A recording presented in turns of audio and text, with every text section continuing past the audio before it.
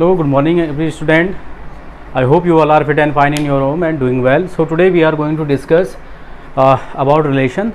In my last Google Meet, actually I have discussed about relation, its various classifications, okay, and I have also discussed about the domain, range and codomain and inverse of a relation, okay.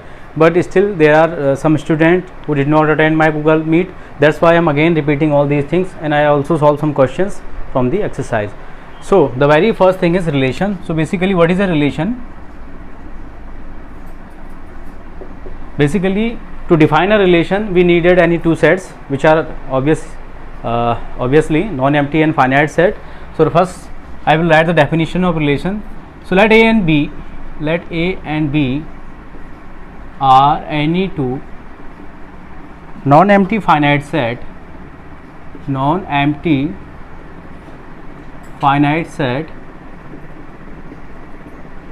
okay, then a relation R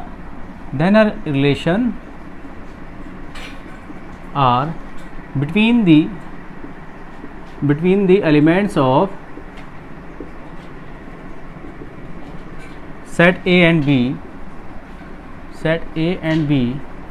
is defined as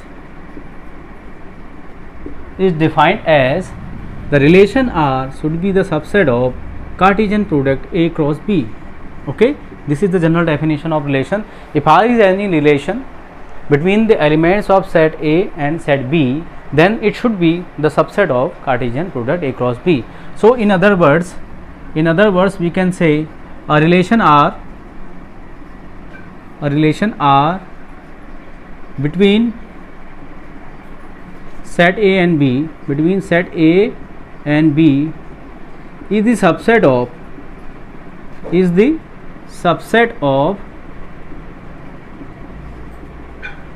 Cartesian product A cross B.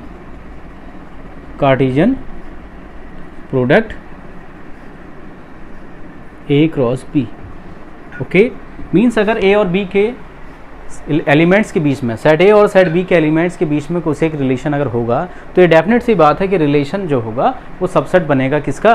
Cartesian product A cross B का. क्यों? क्योंकि A cross B का Cartesian product ये तभी subset ये तभी बनेगा जब ये कुछ ना कुछ रिलेशन दे रहा होगा इन दोनों के एलिमेंट्स के बीच में. ठीक, for example let us suppose a set A 1 2 3, okay, another set B 1 4 and 9. Now there is a relation between the elements of set A and B, and the relation is defined as ordered pair AB such that B equal to A square, where A is the element of set A and B is the element of set B. Now you can check the elements of R. So A is the element of set A. So if you are taking the element 1, then the corresponding value of B will be 1 square, that is 1. If you are taking the second element 2, then putting this 2 here, we get the value of B 2 square, that is 4. So the next ordered pair will be 2 comma 4. In similar manner, if you are taking the element 3, the value of A 3, then the corresponding value of B will be 3 square, that is 9. Okay, so these are the elements, okay, these are the ordered pairs within the relation R. Now we have to check whether this relation is defined between the sets of A and B or not. ये set A और B के लिए ही है या नहीं है, कैसे check करेंगे? अभी मैंने बताया relation R should be subset of Cartesian product A cross B. Okay, so now you have to find out the Cartesian product of A and B. So how we will find it? Right here A and right here B. This is the pictorial form. Okay, the elements of set A 1 2 3, the element of set B 1 4 and 9. Now find the Cartesian product. Okay, A cross B. So starting from 1 1 1 1 4 1 9 1 1 1 4 1 9, next 2 1 2 4 2 9 2 comma 1 2 comma 4 2 comma 9, next 3 1 3 4 3 9 3 comma 1 3 comma 4 and 3 comma 9. So now you can check whether these three elements are a part of this A cross B or not. So you can clearly check it. 1 1 is there, 1 1 is there, 2 4 is there, 2 4 is there, 3 9 is there, 3 9 is also there. So it is clear from this that the R is subset of A cross B. It means that the given relation is a relation between the elements of set A and B. Okay, pause the video and take the screenshot. Now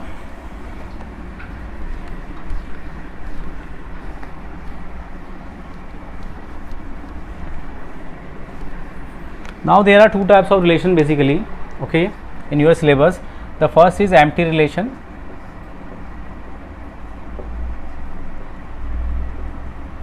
okay, and the second one is universal relation.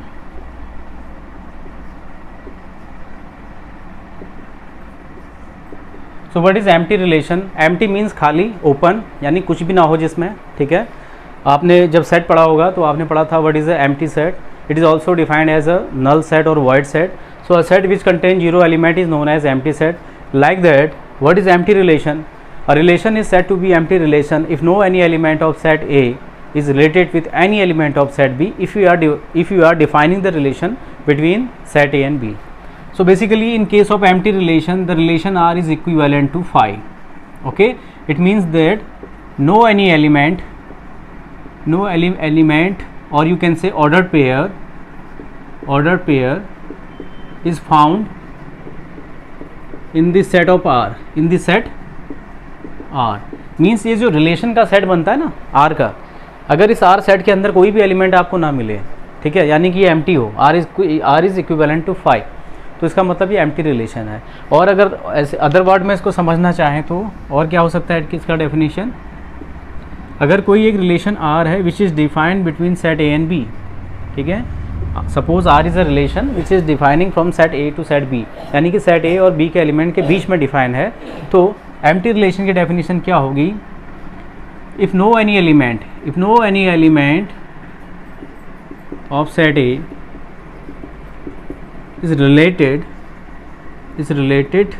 with, if no any element of set A is related with any element of set B, any elements of set B, then such relation is called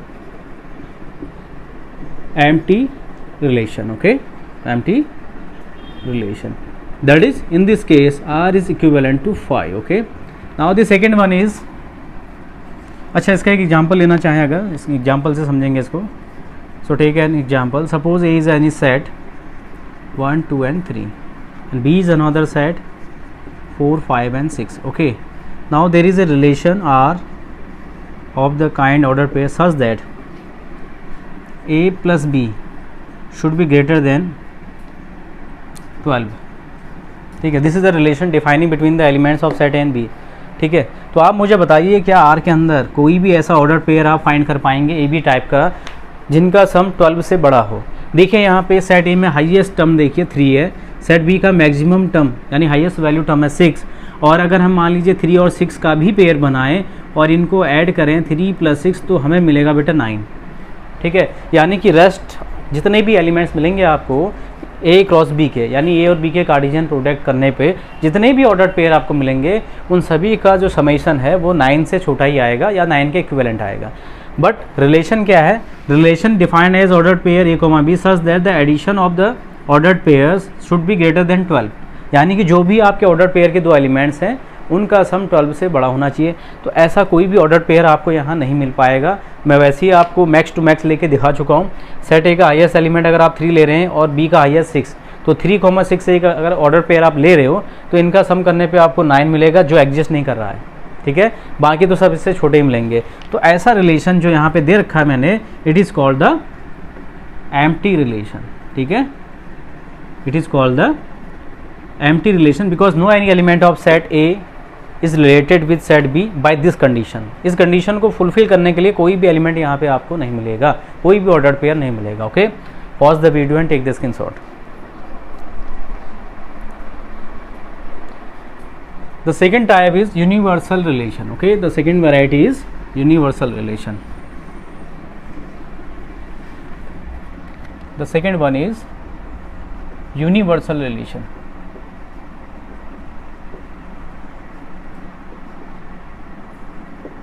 So universal means होता है एक तरीके से, universal जो term है ना ये आया यूनिवर्स से. कहाँ से आया? यूनिवर्स, और यूनिवर्स का मतलब होता है ब्रह्मांड, मतलब something which enclosed everything within it,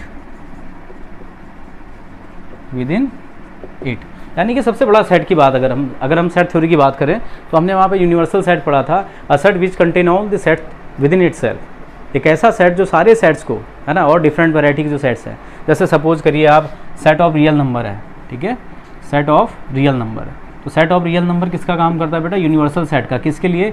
set of natural number के लिए, सेट ऑफ होल नंबर के लिए, सेट ऑफ इंटीजर्स के लिए, ठीक है, सेट ऑफ इरेशनल नंबर के लिए, है ना, सेट ऑफ रैशनल नंबर के लिए। तो इन सब के लिए यूनिवर्सल सेट का काम कौन करता है? Set of real number. It means universal का मतलब सबसे बड़ा, है ना। तो universal relation means a relation in which all the elements, सबसे बड़ा रिलेशन होगा वो। यूनिवर्सल रिलेशन कैसा होगा? सबसे बड़ा रिलेशन। और सबसे बड़ा रिलेशन का मतलब क्या हो गया कि a relation in which the R is equivalent to A cross B, R is equivalent to A cross B. Generally definition क्या है रिलेशन की? relation should be subset of Cartesian product A cross B, है ना, this is the definition of relation. But here in this case, in case of universal relation, R is not a subset of A cross B, but R is equivalent to A cross B. Why? Because every element of set A is related to each element of set B. In this case होता क्या है? every elements of set A is related to each element of set B. It means no any element left in set A and B which are not related to each other. तो इस condition में universal relation के case में होता क्या है कि R जो है वो पूरे के पूरे A क्रॉस B के, यानी कि जो कार्टेशियन प्रोडक्ट है उन दोनों का, उसका सबसेट ना होकर उसके इक्विवेलेंट हो जाएगा। ठीक, अब इसके बाद नेक्स्ट आएगा आपका, नेक्स्ट इसके बाद क्या आएगा? Domain, range and codomain. Okay, domain, range and codomain of relation. ठीक है, so what is the domain, what is the range and what is the codomain of relations. Suppose बेटा एक रिलेशन है आर, ठीक है, किसी सेट ए में एक रिलेशन है ए कॉमा बी सच दैट, या एक तरीके से मैं इसकी डेफिनेशन ही लिख देता हूँ यहाँ पे, domain of R. So what is the domain of relation? It is the set of set, or you can also say collection of, okay, collection of all first elements of ordered pair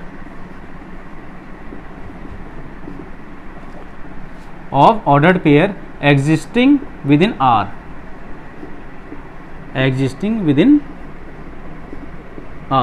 यहाँ पे R किसको represent कर रहा है? R represent कर रहा है set of relation को। ठीक है, R is a relation. So basically what is domain of R? किसी रिलेशन का डोमेन क्या होगा? It is the collection of, और you can say set of all first elements of ordered pair existing within the R, and mathematically we can say that domain is equal to A such that AB belongs to R। Means अगर AB कोई ordered pair है, ठीक है, A comma B कोई एक ordered pair है किसी relation R का, तो इसका जो फर्स्ट एलिमेंट होगा वो रिप्रेजेंट करेगा डोमेन को। ठीक है, रेंज, रेंज की डेफिनेशन क्या है? It is the collection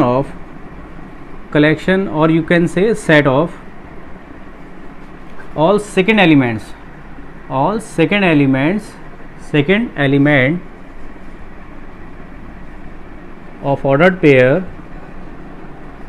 of ordered pair existing within R, and the mathematical definition is D is equal to B। ठीक है, डोमेन नहीं, ये रेंज की बात हो रही है, तो R range is equivalent to B such that A, B belongs to R। ठीक है, यानी कि अगर A, B टाइप से कोई ऑर्डर पेयर दिए हैं आपको रिलेशन R के अंदर, तो collection of all second element, okay, collection of all second elements is denoting the range of that particular relation. Now talking about the codomain.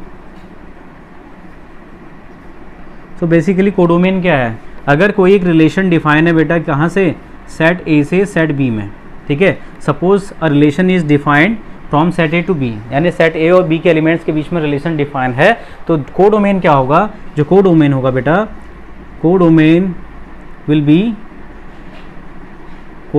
B the whole set B, ठीक है। Codomain will be the whole set B, ठीक है ना।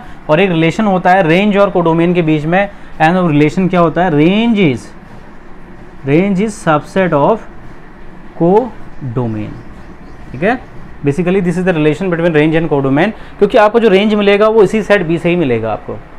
Set ए के कुछ element set B के साथ related होंगे, तो सेट ए के जो एलिमेंट सेट बी के साथ रिलेटेड होंगे वो आ जाएंगे डोमेन में, और सेट बी के जो एलिमेंट सेट ए के एलिमेंट के साथ रिलेटेड है वो आ जाएंगे रेंज में, और the whole set B itself is known as the codomain, ठीक है। And basically range is always a subset of codomain, ठीक है। ये दोनों आपस में इक्वल भी होते हैं, बट वो एक केस होता है ऑन टू फंक्शन का, you will learn it in 12th standard. तो ऑन टू फंक्शन के केस में रेंज और कोडोमेन इक्विवेलेंट हो जाते हैं एक दूसरे के। सो ये सारी चीज़ों को हम कंफर्म करेंगे with an example. Till then pause the video and take the screenshot.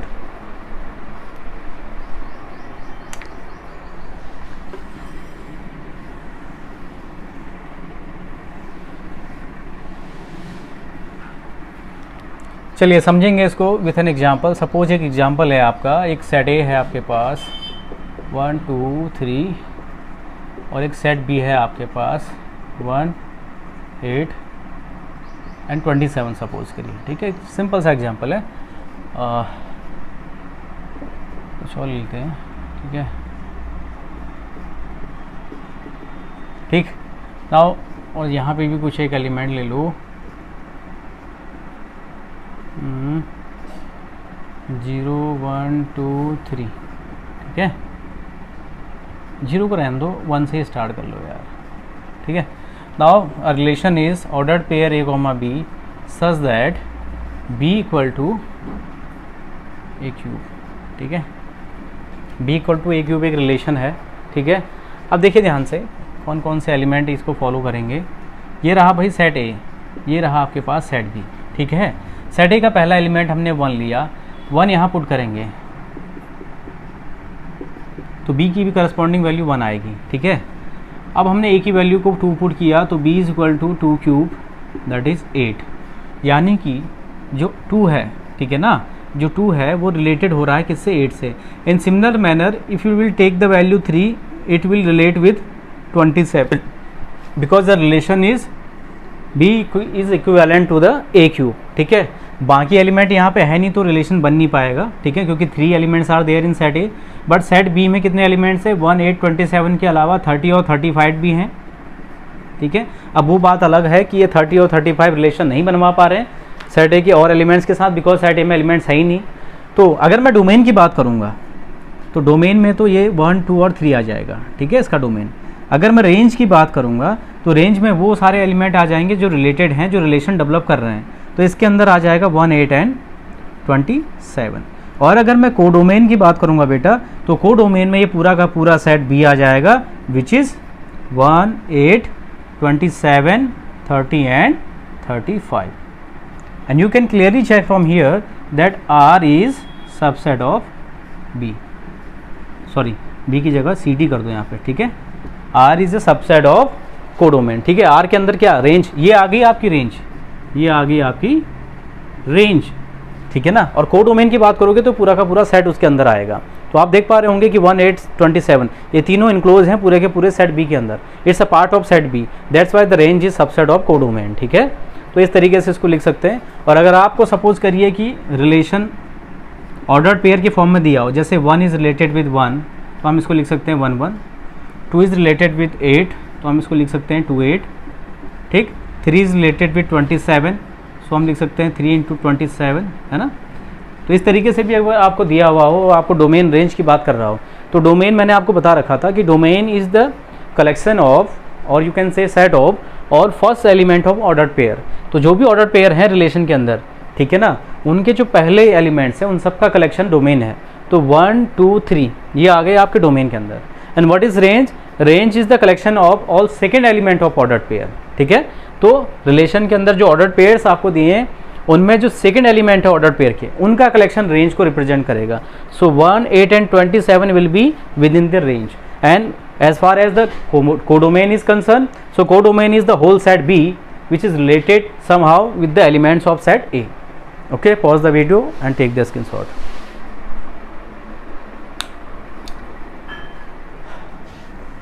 Now the last topic is inverse of a relation. ठीक है, inverse of a relation.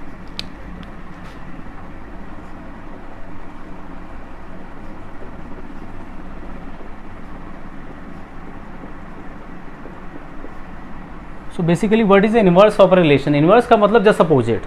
Suppose R is a relation, ठीक है, from any non-empty set A to B.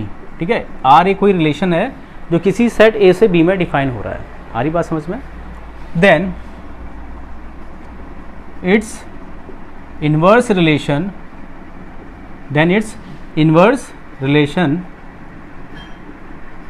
is defined as, किस तरीके से defined होगा? is defined as R inverse which is defined from set B to set A. ठीक है, मैंने क्या बताया था? अपोजिट हो जाएगा. ठीक है, अगर R एक रिलेशन है between set A to B, R relation define है सेट A से सेट B में, है ना, तो हम इसको ऐसे भी लिख सकते हैं कि R is a subset of A cross B. आ रही बात समझ में? ठीक है, तो यहाँ पे इन्वर्स के केस में क्या हो जाएगा कि R इन्वर्स जो होगा वो एक रिलेशन डेवलप करेगा, इन्वर्स रिलेशन कहाँ से? B से A में. और हम लिख सकते हैं यहाँ पे कि R inverse is subset of B cross A, है ना. आ रही बात समझ में? समझेंगे इन दोनों को. ठीक है, जैसे सपोज करिए रिलेशन R में एलिमेंट दिए हैं आपको 1 2 1 3 2 3 2 4, सपोज दैट. ठीक है ना, it is a relation which is defining from set A having element 1 2 and set B having element 2 3 and 4.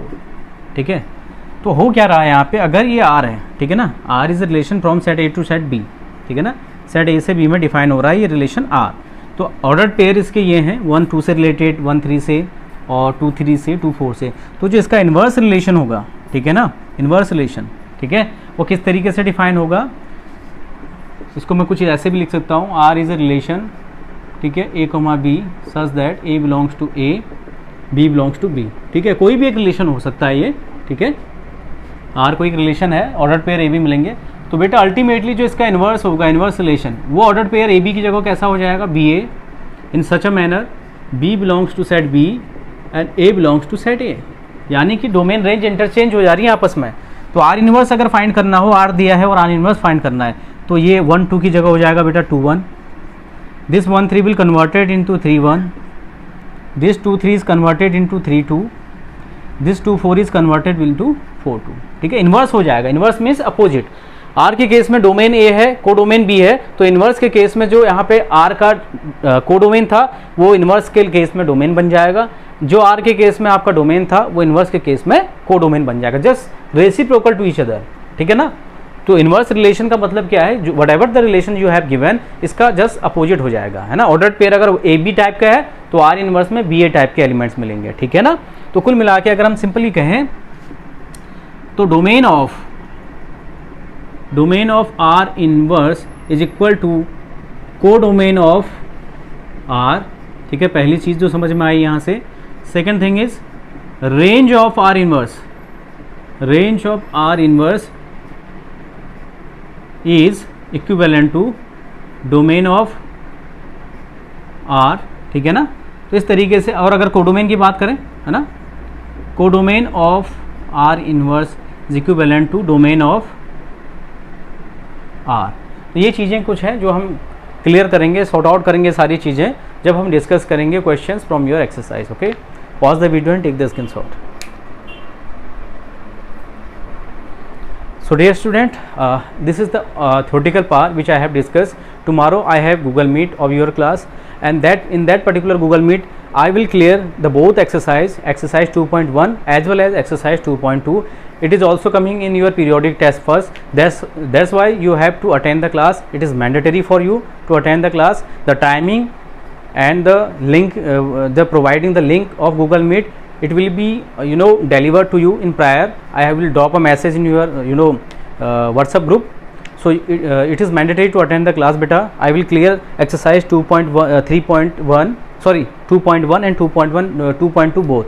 Okay, so till then bye bye, take care. ये जो video हमने भेजी है इसको अच्छे से देखें, समझे कॉन्सेप्ट्स को. मिलते हैं कल की गूगल मीट में.